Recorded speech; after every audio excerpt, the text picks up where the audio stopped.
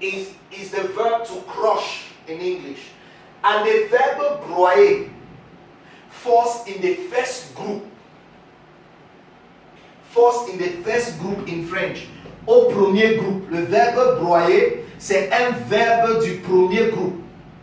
The verb broyer, which is to crush, is a verb of the first group. So, when conjugating verbs of the first group, as I said, er, ending with er, they change their form in the present tense and they take some other forms. They take another form. Same in the perfect tense, the imperfect tense, and the future.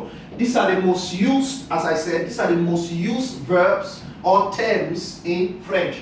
So, in the present tense, which is présent de l'indicatif, present tense, présent de l'indicatif. So, verbs now ending with O-Y-E-R.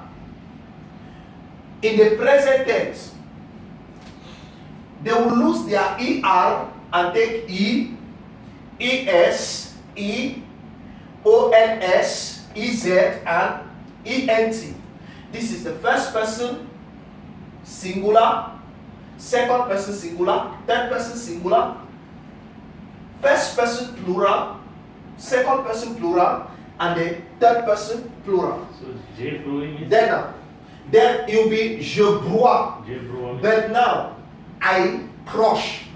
Je broie means I crush.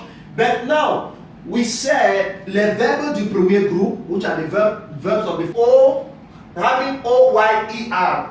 The Y will change to an I. The Y will change to an I in the first person singular, in the second person